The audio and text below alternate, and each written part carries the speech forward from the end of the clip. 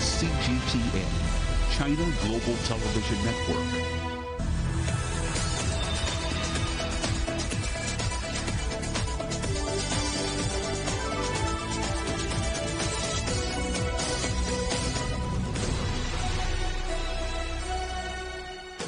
Live from London, this is Global Business. Hello, welcome to the programme. I'm Jamie Owen. And I'm Robin Dwyer. Our top stories. UK inflation defies predictions of a slowdown, putting more pressure on the Bank of England the day before interest rates are set to rise. A warning from the head of the United States Federal Reserve that the battle against inflation is far from over. China's premier bids goodbye to Germany and heads to France, but the European Union looks to scale back the EU's dependence on Beijing. Sounds are detected in the frantic search for the submarine en route to explore the wreck of the Titanic.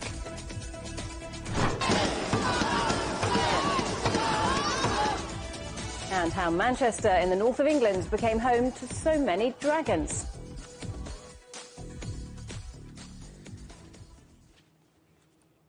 UK inflation has defied predictions of a slowdown, remaining unchanged and putting more pressure on the Bank of England a day before interest rates are set to rise for the 13th time in a row. Inflation had been expected to fall last month, but prices rose by 8.7%, the same rate recorded in April. But the concern, of course, for many households is the increase in core inflation, which strips out food and fuel prices. It rose to 7.1%. That number is closely watched by the Bank of England. It's at its highest level since the year 1992 and is widely expected to lead to an even bigger rise in interest rates. Let's talk to Nina Scarrow, who's Chief Executive of the Centre for Economics and Business Research. Welcome to the programme, Nina. So everybody expecting this inflation rate to be lower. So what's happened?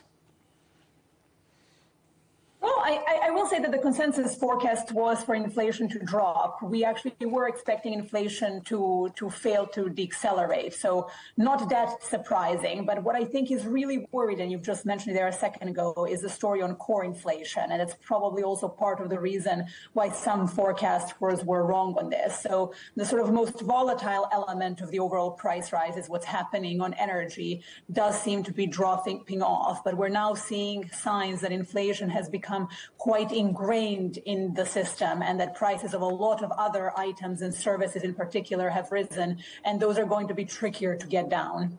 So are more interest rate rises, potentially ongoing interest rate rises, now inevitable?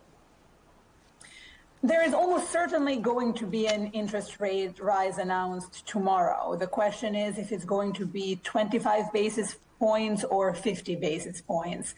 I would still like to see from the Bank of England a 25-point basis hike, and the reason for that is that there is quite a lag between the Bank of England hiking rates and that feeding through, particularly via higher mortgage payments, into people constraining their spending, which is the route they're hoping to utilize to bring inflation down. So I'm hoping that there isn't going to be sort of a panicked move, and that the bank will be able to get across its message that they're confident that what they've already done and the interest rates path they've set out is going to be sufficient to bring down inflation, that it's a matter of sort of letting it work its way through the system. Well, let's talk about those mortgage payments. Obviously, the idea is to make them higher, and that will, of course, make an already difficult mortgage market impossible for some people, raising real fears of a possible crash.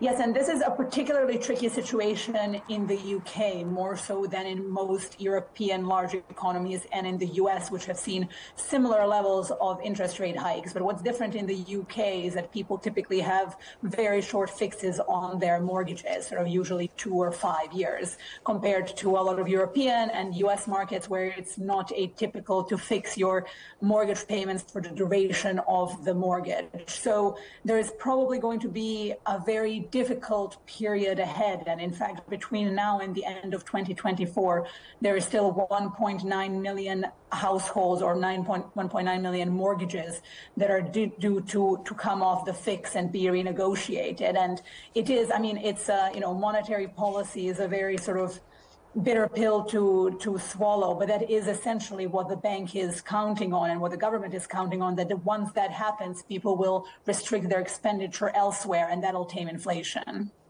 So rising inflation, rising interest rates, it's not working, is it? Has the Bank of England got this wrong?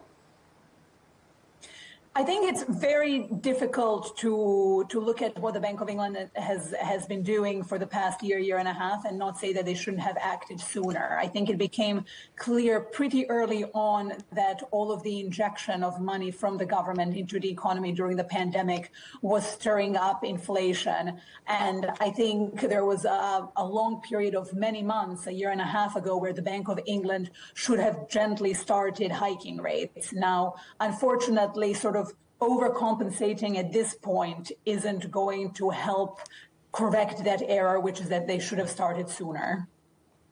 Nina, good to talk to you. Thank you for joining us today. That's Nina Scaro from the Centre for Economics and Business Research. So inflation isn't going away anytime soon. That's the warning from the United States Federal Reserve Chairman Jay Powell, speaking a short time ago, darkening the mood on a rather gloomy Wall Street. Let's talk to our relentlessly cheerful correspondent, John Terrett, in the New York Stock Exchange. So what's Chairman Powell up to? What's he, read between the lines, what's he saying? Yes. He hasn't darkened my mood. It takes a lot to do that, as you well know. Look, the thing is, Jamie and Robin, it's a game, okay? It's a dance. It's a balancing act, and it always plays out the same way. So let me try to explain. So the first thing that happens is that the meeting date is set when they look at interest rates. 2 weeks before that, members of the committee stop talking. They don't talk to the press unless they're doing it behind the back of their hands, okay? Then they have the meeting, 2 days, and they have the decision, and they have a news conference. The news conference always makes more news than the decision itself. And then semi-annually, and I looked that up, that means twice a year, every 6 months, the chairman himself would appear before the Congress to basically give a State of the Union, if you will, on the economy, given everything they've done in the previous 6 months. And that's where we are today. Chairman Powell, the boss of the central bank, is testifying before the House Financial Services Committee. And although I haven't checked this, I should have done, I think he'll probably do the same tomorrow before Senate banking. That's usually the way. But anyway, he's up on Capitol Hill now talking to the House Financial Services.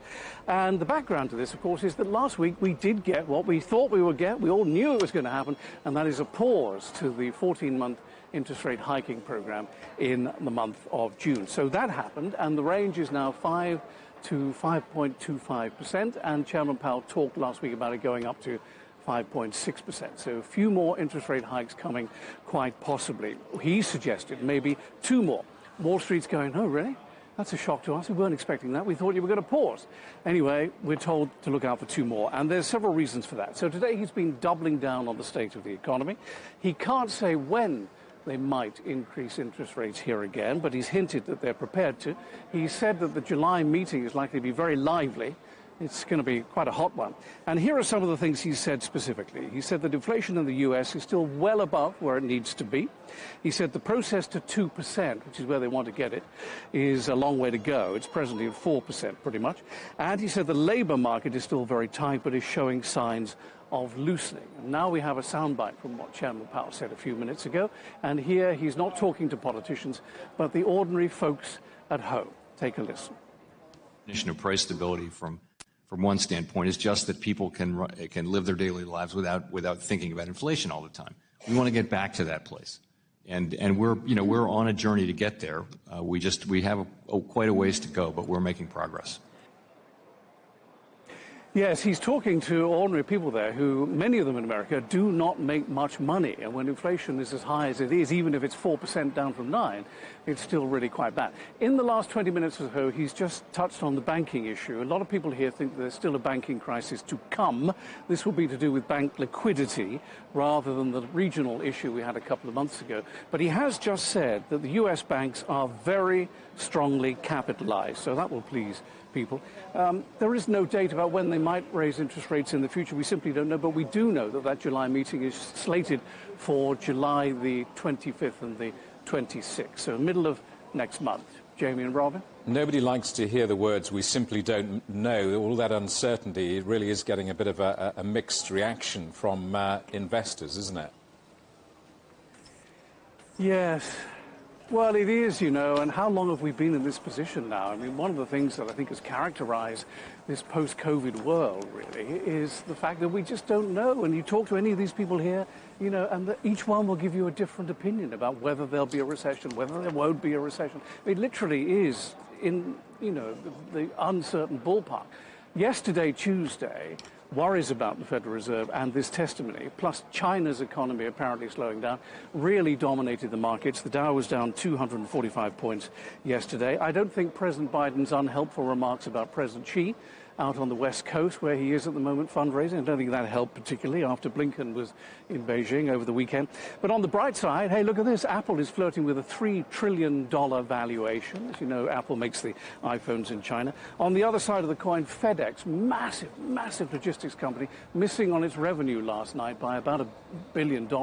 And the boss saying they're operating in very challenging times. So that's a worry. Bitcoin, however, crossed above 29,000 in the last 24 hours. For the first time in at least a month. So now, here we are on the floor of the exchange. I have to turn round at this point to tell you that the Dow is pretty flat, and now at the moment it is ahead by about 15 points, but a few seconds ago it was lower than that. The S&P 500 is down 16 points, and I can't see the NASDAQ here because they don't allow the NASDAQ on the floor because we're at the New York Stock Exchange. The yield on the 10-year interest rate, which is related to mortgages, is up a bit at 3.7%. And now you know everything that I know.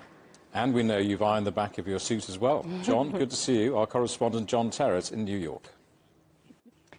Chinese Premier Li Qiang is heading to France after his visit to Germany, his first overseas trip since taking office. Before leaving Germany, Premier Li spent the morning in Munich touring the car maker BMW. China is Germany's largest trading partner. But Li's visit comes as the European Union looks to scale back dependence on Beijing. The Chinese Premier held talks with Chancellor Olaf Scholz in Berlin on Tuesday, with the pair highlighting the benefits of trade. Well, our correspondent Ken Brown is in Paris. So, Ken, the Premier has now touched down in France. What can we expect from Li Qiang's visit there? Yes, in less than an hour, Chinese Premier Li Qiang is expected to be here, where he will deliver a speech at the China-France Committee. It's a working dinner. Now, on the same street, you'll actually find the French President Emmanuel Macron's residence. Li arrived in Berlin on Monday, part of a 6-day trip to Germany and France. It's Li's first official visit as Premier, so I think it's significant that he's come here to Germany and France, showing the importance of the relationship between the EU and China. Now, after a couple of days where he met with Chancellor Olaf Scholz, he will take part in bilateral talks with French President Macron. It isn't that long, actually, since Macron was over in China talking about European strategic autonomy and looking for better access for European products in the Chinese market. Now, on this visit, we can expect the conversation to run along similar lines as those we saw in Germany. The talk will be top of the agenda there, certainly, were the Ukraine war, China's potential role as a peacemaker, also the climate crisis. One of the biggest events here in France that Li will take part in is the summit for a new global financial pact. Now, that hopes to explore possibilities for a new financial system to meet the challenges of this century, particularly focusing on poverty reduction, on the countries hardest hit by the climate crisis, and protecting biodiversity. It's a summit co-organized by France and India. It will be attended by many prominent names, including Scholz, who will come from Germany, Ursula von der Leyen, the president of the European Commission. We'll see Antonio Guterres, the head of the United Nations, and of course the Chinese Premier Li, who many will hope that China can commit to really getting behind this initiative. And this official visit by Premier Li to Europe comes at a time when the European Union is seeking to scale back its dependence on China. Yes, that there is some concern here in the European Union about the overdependence on China. The EU's trade deficit with China rose from 165 billion in 2019 to almost 400 billion in 2022. Now, having said that, we've also heard a number of times a rejection of the idea of decoupling with China, both here and in Germany, echoing what we heard not so long ago in the recent G7 meeting. Germany and China bilateral trade is worth over $300 billion a year. French and Chinese, the equivalent is worth over $80 billion. So that decoupling would be a disaster for all of those economies involved. Over 1 million German jobs depend directly on that relationship with China. Having said that, there is concern, as we mentioned, on the over-dependence. Germany recently published a national security strategy describing China as a partner, a competitor, and a systemic rival. Now, in response to that, Li called for openness and cooperation between the Chinese and German industries. He said risk prevention and cooperation are not opposites. Now, he added lack of cooperation is the biggest risk and lack of development is the biggest insecurity. So those were quotes, his words in Germany just yesterday and the day before. Now, Li's official foreign visit, of course, to Berlin and Paris is a real sign from China that they are keen to steady relations, to lower tensions, and to create deeper personal relationships. Ken, thank you very much. Our correspondent Ken Brown in Paris. Let's talk to Lord Adair Turner, who chairs the Energy Transitions Commission, a coalition of industries, investors and NGOs, which looks at ways of limiting global warming. Lord Turner, welcome to the programme. Good to see you. Germany and China agreeing this climate and transformation dialogue. For those not in the know, what's the significance of that? Well, I think it has one very significant commitment in it, which is Germany and China both agreeing, both stressing that all signatories to the Paris Accord should be trying very hard to limit global warming to 1.5 degrees centigrade. And I have to say that's a slightly clearer statement, in particular from the Chinese government, than we've had before, of commitment to 1.5 degrees centigrade rather than simply well below 2 degrees centigrade. And if both countries have committed to that, I think what follows is that both Europe and China will now have to take the steps that we're already taking towards reducing our emissions and intensify them still further. We will have to have further commitments to still tighter targets, both in China and in Europe, if we are to meet that commitment. Now, obviously, beyond the target, one has then got to work out what one actually does together to achieve it. But I think there are various ways that we can do that. There's a lot of opportunity for comparing and contrasting different policy approaches, different technology approaches, and that will be, as it were, the meat which sits on top of this overall very important agreement on what the target should be.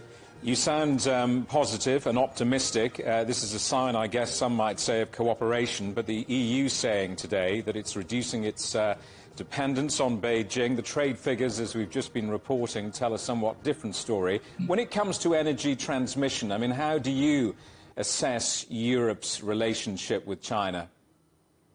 Well, look, there's a phrase out there in the world called de-risking, not decoupling. And I think that could be just a slogan, but actually I think it's quite a good slogan. And I think we should now have just a completely open, mature, adult discussion between Europe and the US, but we're talking about Europe here, and China, about extreme reliance on some supply chains for key technologies within the route to net zero. And I'm talking about solar PV, I'm talking about batteries. I think we need an understanding on each side of what reasonable objectives are. Europe is bound to be a bit worried if it is getting not just 50%, but 70, 80% of particular products from China. Because, we do live in a world where there could be geopolitical disagreements. We live in a world where there could be, just supply chain interruptions coming from natural events like, droughts, floods, etc. So there's a reasonable desire in Europe to get to a greater degree of diversification, but not a total decoupling. I mean, Europe has talked about the fact that in critical minerals, it would like at least 40% of critical minerals to come from within Europe. I think that's a reasonable aim. If we said 100%, that would be an absurd aim. So that's principle number one. Reducing very high levels of reliance should not worry the Chinese people or Chinese business. It will still leave a huge opportunity for China, but it will be an objective. The next thing to say is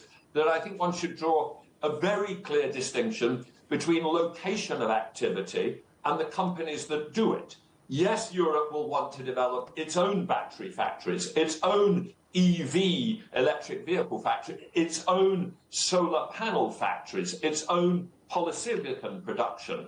But if really highly competent Chinese companies, and I was just there 2 weeks ago in Xi'an seeing Longji Solar, if they are the ones who want to build factories in Europe, create jobs in Europe with the capability they have and the technology leadership they have, we should be open to that. Broadly speaking, except in, really, potential areas which are relevant to, military security, we should draw a distinction between an objective of having employment and value added within your economy is a good one, but you should be opening to companies. And I think the third thing we should be doing is we should be saying we do have a legitimate focus on carbon intensity of supply chains. And I think we're going to see this with the European border carbon adjustment, an increasing approach of saying, look, if we have imports coming in from China, we want to know that they are not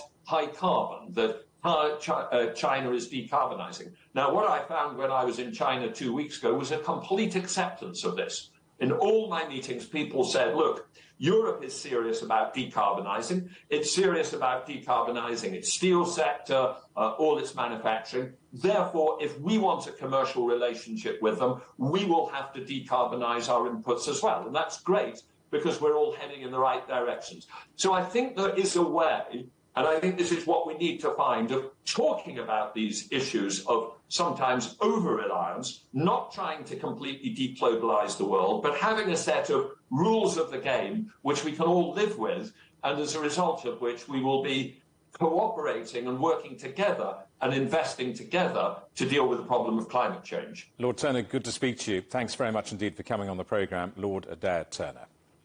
Thank you. Chinese industry is pushing ahead with new technologies to increase production, while, as we've heard, trying to cut its carbon footprint. Companies are turning to French multinational Schneider Electric to lead the changes. The company specialises in digital automation and energy management. Our correspondent Nathalie Malhas reports.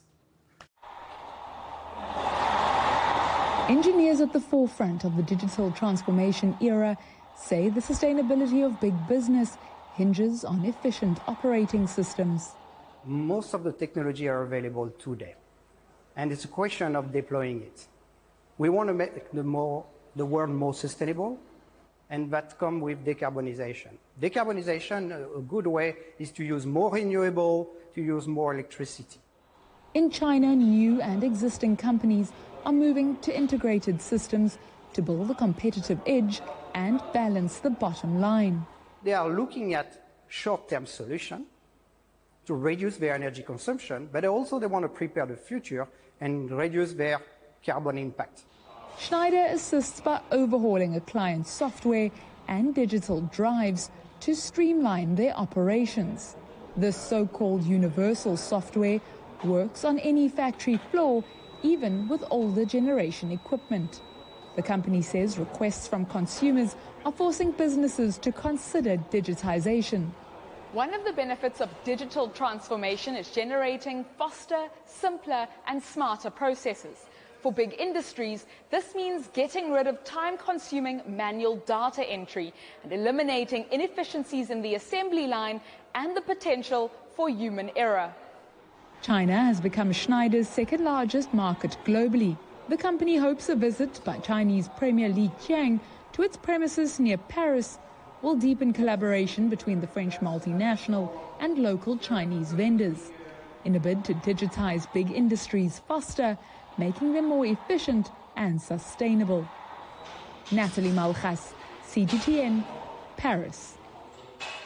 China has unveiled its biggest ever package of tax breaks to support greener motoring. From next year, purchase tax will be cut on all new electric and hydrogen-powered vehicles and plug-in hybrids. Until the end of 2025, this will reduce the cost of an average EV by around $4,000. Other incentives have also been announced, running until the year 2027. Shares in all of China's major car makers jumped on news of the $72 billion scheme. More than 200 UK companies have been fined for failing to pay staff the minimum wage between 2017 and 2019. The government says the businesses, including major retailers WH Smith, Marks & Spencer and Argos, have broken the law by leaving around 63,000 workers out of pocket. The companies had to pay a combined $9 million in fines. You're watching CGTN. Still ahead, rescuers racing to find the missing submarine. We speak to someone who's taken the voyage to the wreckage of the Titanic on a similar vessel.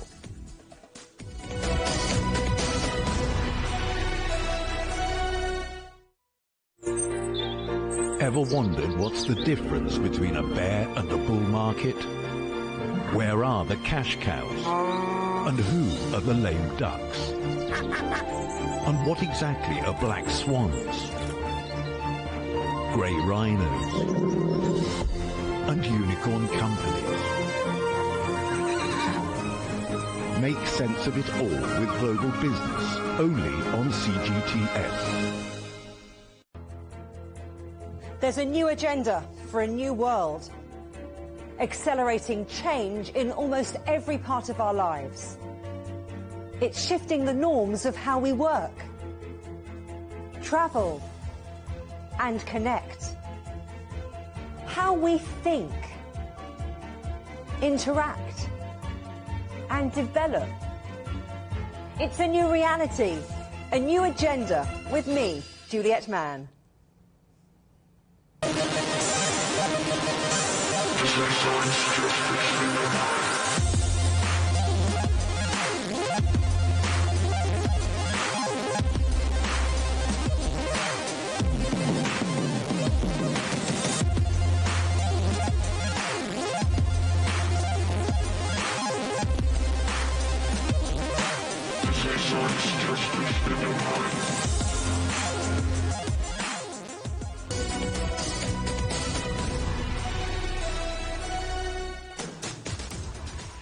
Welcome back to Global Business Europe. Rescue teams are racing to trace sounds detected in the Atlantic Ocean, with time running out to find the missing tourist submarine heading to explore the wreck of the Titanic. Undersea noises thought to be banging sounds have been picked up by Canadian aircraft off the coast of Newfoundland. Experts believe that the 5 people on board have less than a day of oxygen left. The rescue mission is being run from Boston in the United States, and Associated Press correspondent Philip Crowther is there. So, Philip, what's the latest on this search operation?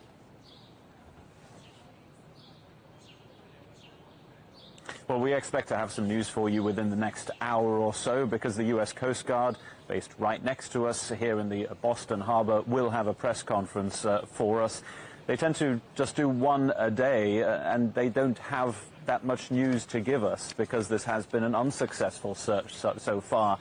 After all, we do expect them, though, to react a little bit more than just a tweet that was published by the Coast Guard during the night on these underwater noises that were detected by a Canadian aircraft that was over this search area. What exactly those noises might be, what they indicate, might they be a sign of life? Those are questions we'd like to see answered. What we do know from the Coast Guard at this point, they are coordinating this whole mission right now, is that a robot was sent to that area where those sounds came from, but that it brought back negative results. That does not mean that this submersible was not there. It just means that it was not found so far.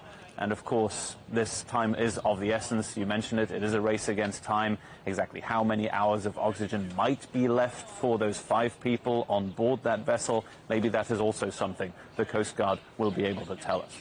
So, as you say, very much a race against time. What are the chances of survival for those people on board?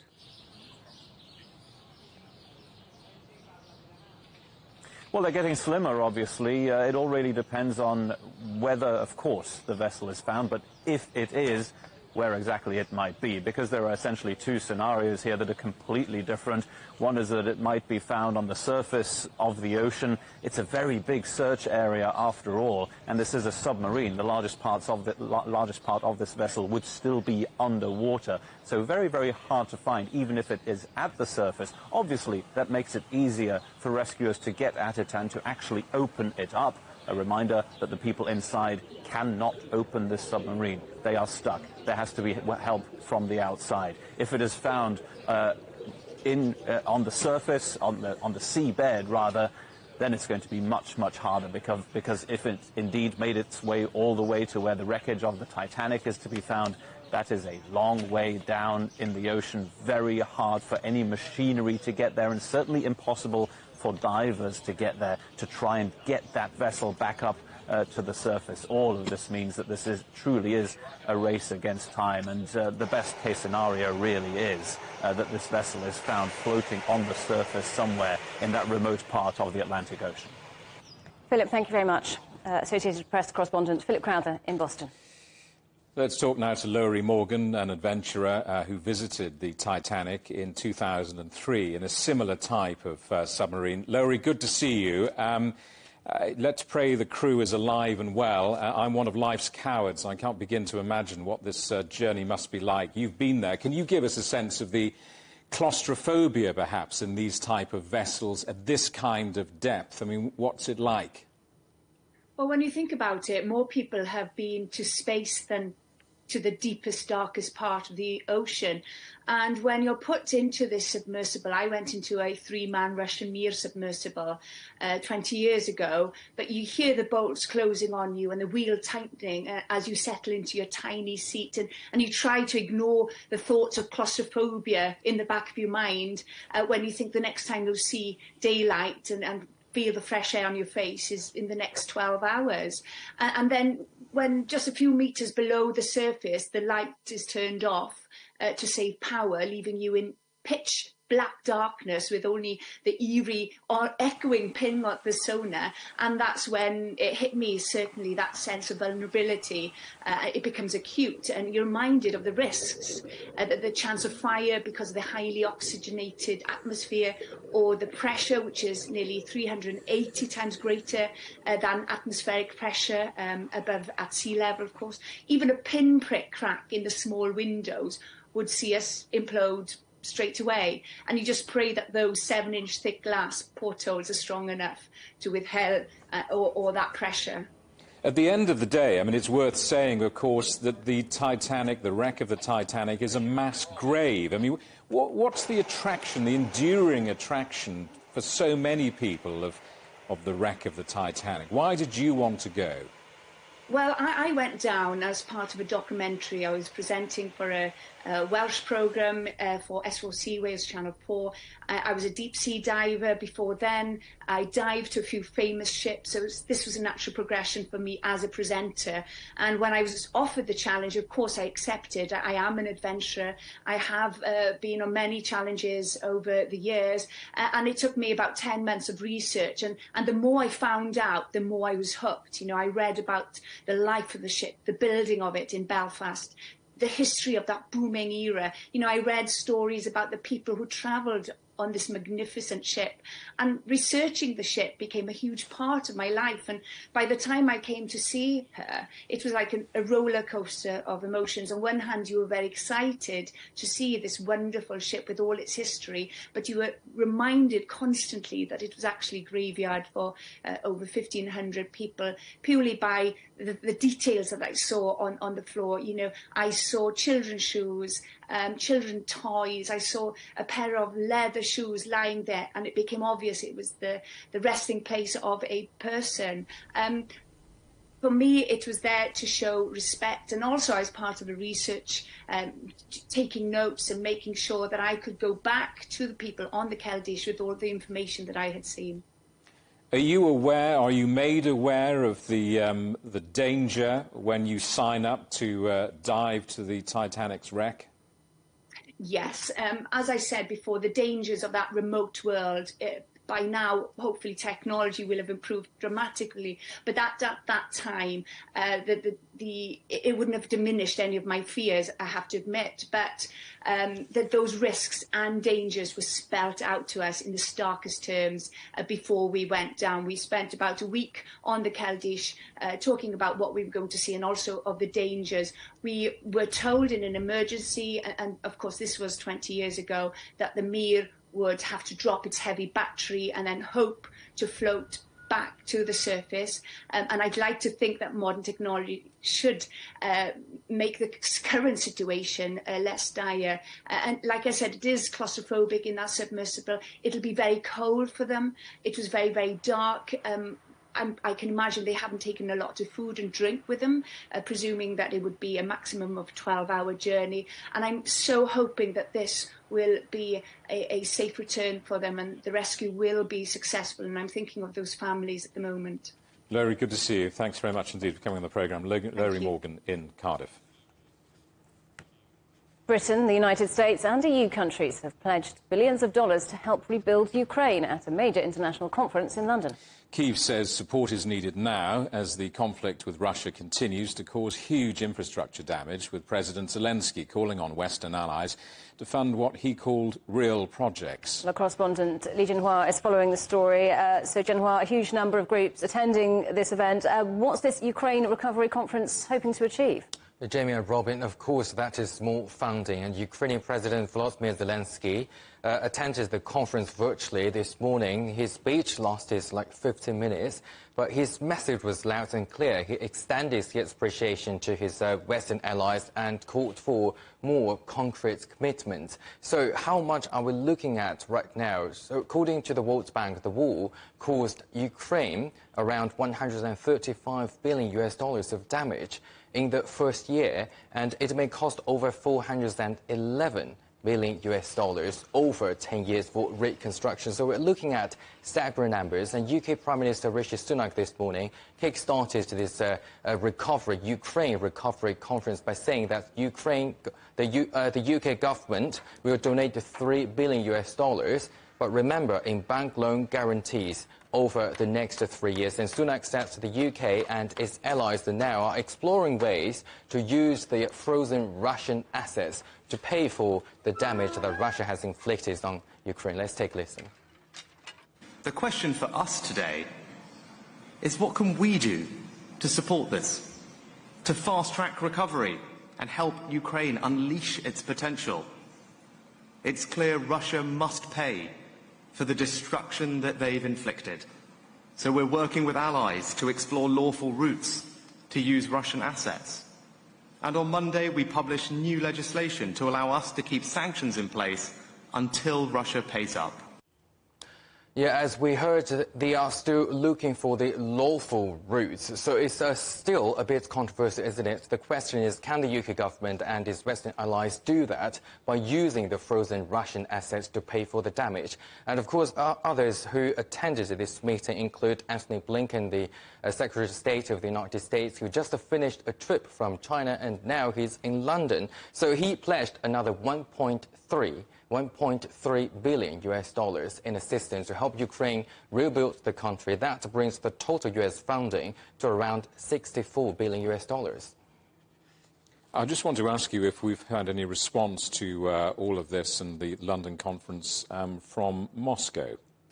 Not yet. The Kremlin didn't give any comment yet. Neither did it give any comment on the previous year's, the last year's Ukraine Recovery Conference. And what are they doing right now? I mean, all of the business leaders and government officials from so many countries, they're here, gathering here in London to encourage, to help Ukraine rebuild the country. In the meantime, suppress Russia's economy. But if we look at Russia's economy, if we look at the numbers that we have got last week from the St. Petersburg International Economic Forum, Putin said that Russia's economy actually grew big time. And its economy was very strong and stable. Its GDP grew by 3.3% in April, and its unemployment rate stood at around 3.3%. Despite rounds of economic sanctions from the European Union and the United States, if we look at the sanctions from the EU, we're looking at that the EU have banned imports and exports from and to Russia, worth of around $150 billion US. I mean, that's a lot of money. But the thing is, Russia's economy is still growing. So what is keeping its economy afloat? That's the question now. Jianhua, thank you very much. Our correspondent Li Jianhua. You can get highlights from the week's news in Europe and China direct to your inbox from CGTN's Storyboard email newsletter. Sign up at europe.cgtn.com/newsletter. You're watching CGTN. Still ahead, a sweltering heat wave that has now claimed 170 lives. We're reporting from India next.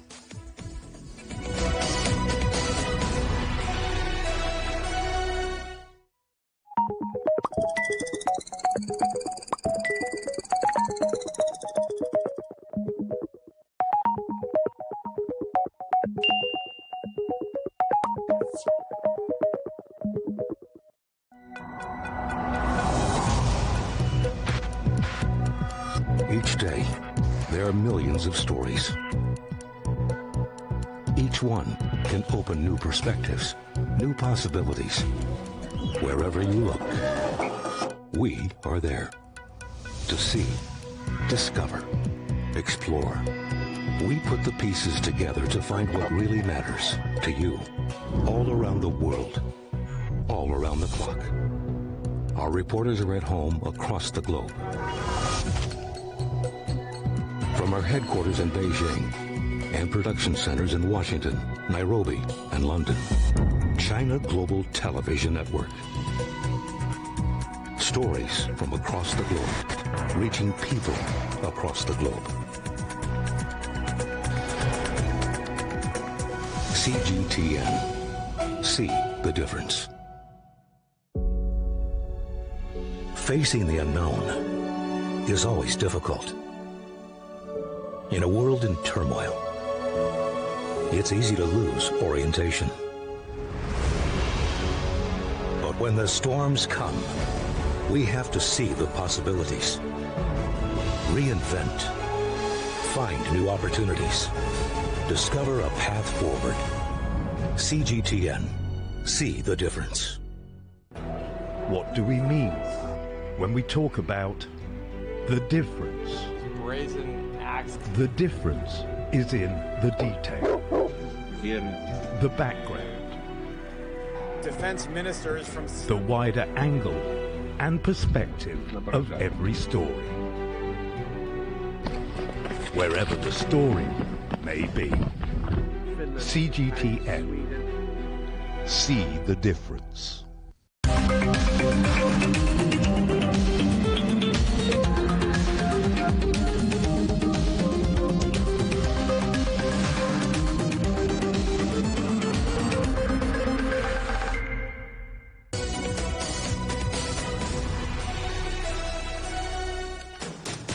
Hello, welcome back to Global Business Europe with Jamie Owen and Robin Dwyer. Dozens of people are reported to be missing after a migrant boat was found sinking near the Canary Islands. One charity says at least 35 people have drowned. This is the fourth boat to be intercepted in the area this week and comes after the Spanish Coast Guard rescued 63 people on Wednesday. The number of people trying to reach the Canary Islands from North Africa has increased in recent weeks due to favourable weather. 46 women have died and 7 others are in hospital after a riot at a prison in Honduras.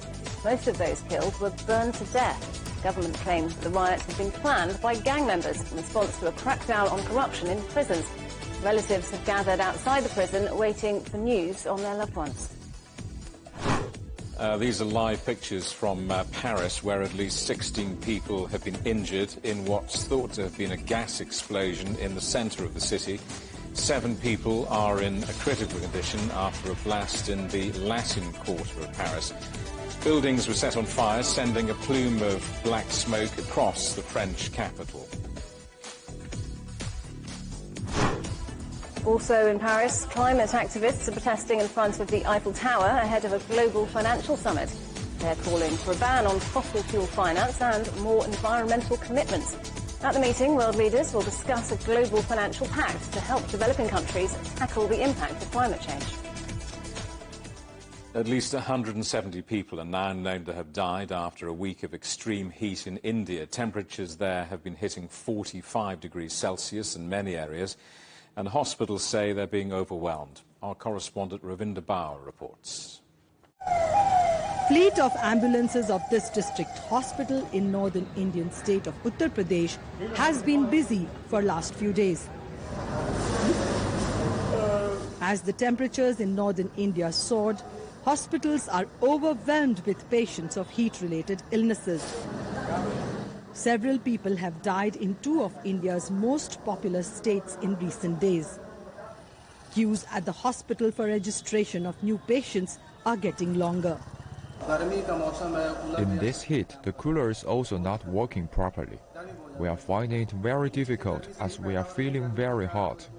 All this is the result of intense heat, but we don't see any solution to it. Temperatures have touched 45 degrees Celsius in recent days in some parts of India. The locals have been asked to take precautions when out in the sun and to hydrate themselves. Rising mercury is taking a toll on people's health. It's too hot. You can see me, I'm sweating. I cannot look up straight. It's very hot and it's unbearable. We are just back from a holiday from the cooler places like Shimla and Manali. After being in cooler climate, we cannot bear this heat. It must be very difficult for the people here to bear this heat. The temperature is very high. After loss of lives, the government sprung into action, with the health minister chairing a high-level meeting to take review of the preparedness of state to deal with the situation. Teams of officials are being sent to affected states for assistance, and long-term plans are being discussed. Preparations should be done in advance in order to prevent deaths caused by heat wave and heat stroke. I have also guided that under ICMR, the disaster management and IMD officers to work as a team and prepare long and short-term plans. The Met Department has predicted above normal heat wave days this summer. Temperatures will be 4 to 5 degrees above normal in most parts of central, eastern and northwest India during the hot weather season this year. Ravinder Bauer, CGTN, Delhi. South Africans are being warned to expect drought conditions due to El Niño, a Pacific climate pattern that can affect weather across the globe. A summit in Pretoria has been discussing the potential impact on farming, food security and the economy. Our correspondent Ulisa Njamela reports. Weather researchers in South Africa say there are clear signs that a strong El Niño is developing this year. They've based their findings on the strongest seasonally varying ocean atmosphere signal that is known as the El Niño Southern Oscillation, or ENSO signal. According to weather experts, ENSO is notorious for its ability to impact global weather. But the bottom line for us here in Southern Africa is that when we have an El Niño, we tend to experience dry conditions. When we have a La Niña, we tend to experience wet conditions. So we may be experiencing a season of little rain, resulting into crop failures, followed by a fantastic rainfall season causing crop failures because of too much rain. So that's a problem. El Niño has historically been associated with record heat temperatures and droughts in summer rainfall regions of southern Africa. Under a possible drought season, a large share of the country's agriculture would be strained, potentially impacting food security.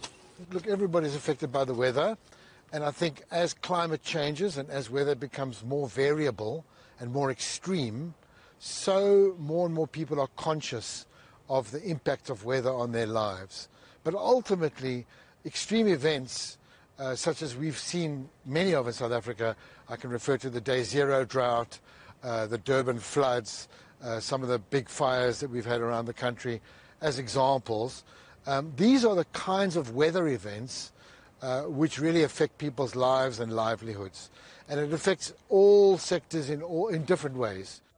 The country's National Disaster Management Center representative says the government is closely monitoring the signals and is ready to respond. We monitor drought every month and we produce a monthly report. Our baseline is actually a 3-month kind of forecast. So we look at 3 months before and we map which areas are deteriorating, which areas are remaining the same, and which areas are improving. Pillay says, unlike with other recent disasters in the country, the government is being proactive with the monitoring of possible disasters caused by what he refers to as weather anomalies. Yudhi Sanjamela for CGTN in Johannesburg, South Africa. You're watching CGTN. Still ahead, we'll be in Manchester to discover why dragons are roaring across the north of England.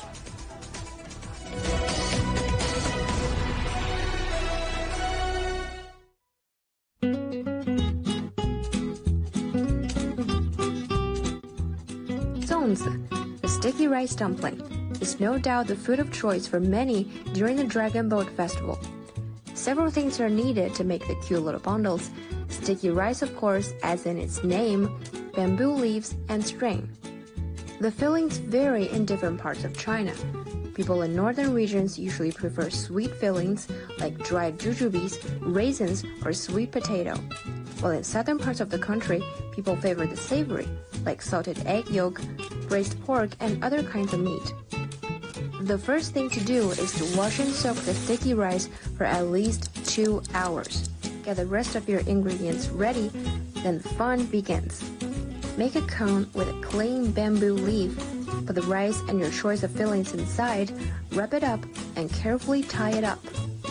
Then it's time to cook. Bring a pot of water to boil and gently drop in the zongs. In the meantime, you can fix yourself a drink to go with the dumplings, because why not? And after 2 to 3 hours, voila! Bon appetit and happy Dragon Boat Festival!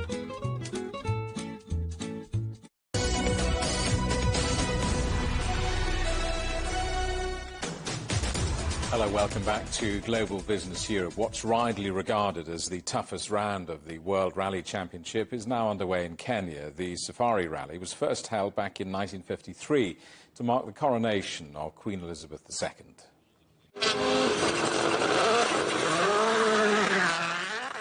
Some long stretches of road allow drivers to reach 200 kilometres an hour. Other parts of the course feature more sandy terrain, meaning cars can't go much beyond walking pace. The current world champion, Finnish driver Kalle Rovanperä, is aiming for back-to-back wins in the Safari Rally after he came top in the preliminary stage, known as the Shakedown. Well, Kenya's tourism sector is hoping for a multi-million-dollar boost from this year's race. The return of the World Rally event has brought a jump in bookings across the hospitality sector, with a knock-on effect for the wider economy. Our correspondent Mohammed Abu Bakr reports. The Safari Rally in Kenya is famed worldwide as a unique event where fast cars compete amongst magical wildlife. This year will mark the 70th anniversary of Africa's oldest documented motorsport event. 3 years in, since the return of the World Rally Championship to Kenya, the country is ready to exploit the economic opportunity. The government has taken measures to exploit the invaluable branding value of this global event by investing Kenya resources to support it and profile rally appropriately, thus positioning Kenya as an icon sporting nation, rallying powerhouse and tourism destination.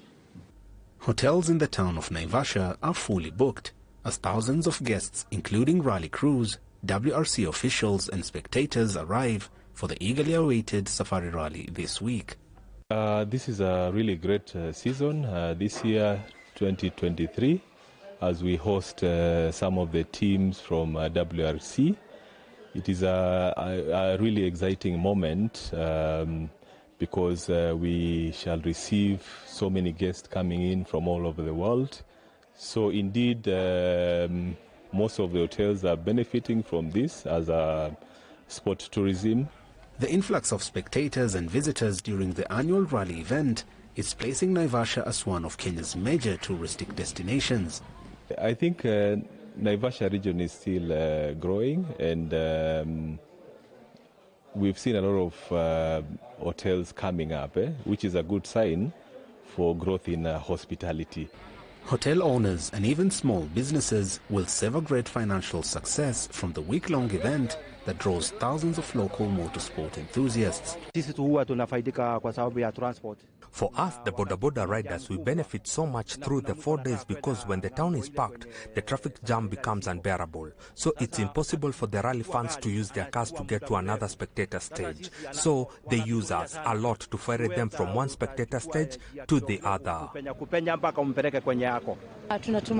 We are excited because even as food vendors here in Naivasha, we get good business during this week. I personally usually sell boiled eggs, sausages, kebabs, and even fried potatoes. According to the East African Chamber of Commerce and Industry, this year's WRC Safari Rally event is expected to pump in close to $43 million into the Kenyan economy. Mohammed Abubakar, CGTN. Here be dragons. At least if you've been in Manchester, you'll see quite a few. It's a Chinese tradition that's making a splash worldwide. Europe's biggest dragon boat race has paddled its way back to the city of Manchester. Up to 40 amateur teams have taken part in the event as the city celebrates the annual festival. Our correspondent Wang Chiwei reports. Great attention, go! Paddles up and making a splash. It's all about teamwork and staying sync to win the race. But for these amateur paddlers, many of them first-timers, it's not winning that matters. It was really fun. We were pretty dreadful, but we don't mind because we learn a lot. But for some, just staying dry turned out to be far from easy. It may not be the multi-billion-dollar football match that Manchester is usually associated with, but this race brings a wealth beyond money. It brings social integration between the Chinese community and people from around the world. Full of buzz and full of joy. I'm quite excited. I haven't never done anything like this before. And steps away from the water, there's also plenty to do on dry land. Today, the more than 2,000-year-old tradition is not only about parades, races and food, but also a celebration of cultural identity. We want to introduce the Chinese culture to the local people, for them to join us together to row in the dragon boat and to celebrate the festival. The first Chinese settlers arrived in Manchester early in the 20th century, and they have left their mark here, with the city's Chinatown today being the second largest in the UK after London. It's about the long-standing Chinese community here in Salford and Greater Manchester, their contributions over many years to life here in the city, but also across the city region, is many and varied. The event attracts crowds from different backgrounds. I enjoy it. I've done this event many times before, and every time it's great to take part. I'm very excited about today's event, and I feel very delighted to show our Chinese traditional costume from different dynasties. A good audience of people, good energy, well organised, everyone's here to have fun, and that's what it's about, having fun. Victory for the winners, but for most, it was the taking part that counts, with teamwork at the forefront of this multicultural day. Wang Xiwei, CGTN, Manchester. Thousands of people have gathered at Stonehenge in England to mark the summer solstice. Druids and pagans were among the crowd who watched as the sun rose behind the ancient stone circle on the longest day of the year. Stonehenge dates from the Neolithic period, some 4,500 years ago. Some believe that the monument has mystical properties. And that's it for Global Business Europe. Thank you for watching. There's more on all our stories at europe.cgtn.com, and do follow CGTN Europe on Twitter, Facebook and Instagram. And you can go to CGTN Europe's channel on the Telegram app or scan the QR code on the screen to get stories and updates sent direct to your phone. Coming up next on CGTN, it's Africa Live. We'll see you again tomorrow, same time, same place. From all of the team here in London, it's goodbye. Goodbye.